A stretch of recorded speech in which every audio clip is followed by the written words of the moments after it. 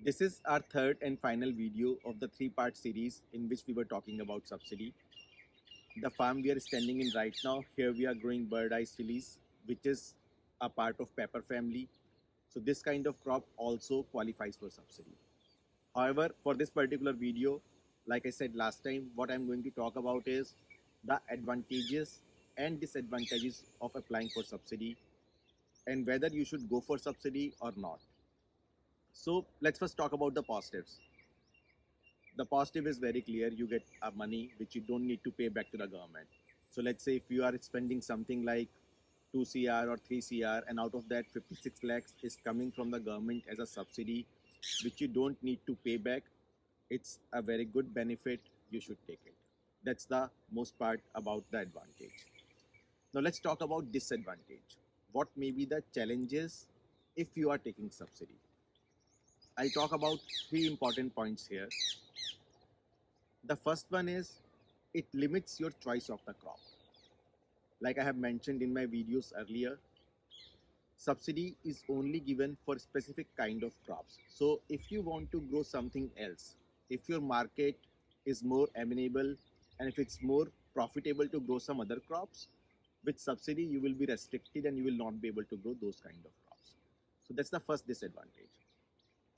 The second disadvantage is you can apply for subsidy only once. So yes, you can get 56 lakhs of subsidy.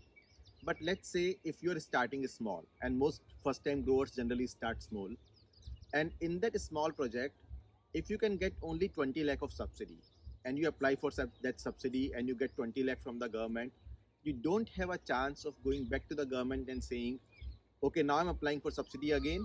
Can you give me the remaining 36 lakhs? You will not get that. So there is 56 lakhs available on the table depending upon the size of your project. And going for a small size project and going for lesser subsidy means you are leaving money on the table which you should not. So the second disadvantage of applying for subsidy may be if you are not able to get the entire corpus, you are leaving money which you can get maybe not now, maybe after some time. The third disadvantage of subsidy is the time delay. Like I said in my one of the earlier videos, there are a lot of fine nitty-gritties, a lot of paperwork, and every time there is some mistake in the paperwork, the project will get delayed by 3-4 weeks. Now you will correct that, you will submit the paperwork again. And next time there is some other mistake, project will again get delayed by 3 to 4 weeks.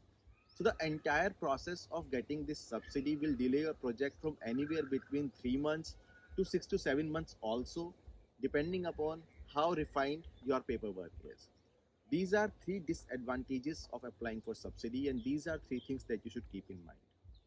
Now, what could be the middle ground, or what generally we see working out for most of our clients is when they are starting, they generally start small. And then once you have set up a small project, it also takes time to develop the market and have a large and consistent demand from the customers. So initially, when setting up a small project, customers or our clients, they generally, depending upon the scale they are setting the project for, will not apply for subsidy. They'll set up the project, start developing the market, and then they will start the subsidy process. So even if subsidy process is taking 3 to 5 months, by that time, the initial project is already giving in cash inflows. And also the demand for their produce is increasing. And that is the right time to go for a large scale and get the entire money from the government which they are offering for subsidy and put that in the project and increase the business further. So this may work for you, may not work for you. If your project starting with initially is of large scale, you can apply for the entire gamut. But if you're starting small and if the subsidy benefit that you will get will be only 10 to 15 lakh, I would say don't apply in the initial stage. Start the project, let the cash flow come in, let the demand increase, and then apply for subsidy and get the entire amount of subsidy. So this is my view on subsidy. You decide what works best for you, talk to your well-wishers, and decide then how you should approach the subject of subsidy. Having said that, one last and very important point from my side, don't commit this mistake. And the mistake is don't get into hydroponic farming or agriculture just because there is some subsidy which the government is giving. The government may change tomorrow, policies may change tomorrow. The subsidy that the government is offering is a one-time assistance. But once you take a decision, once you make a decision that you want to get into a particular kind of business, you are not making that decision for 1 year. You are going to be in that business for 10, 15, 20 years. And you will not get subsidy every year. I have a very strong belief that any business should be able to stand on its fundamentals. And if and only if you believe that your business will stand on its fundamentals without subsidy, you should start this kind of business. After having done that calculations, after having realized, okay, yes, this business can stand on its fundamentals, I want to get into this.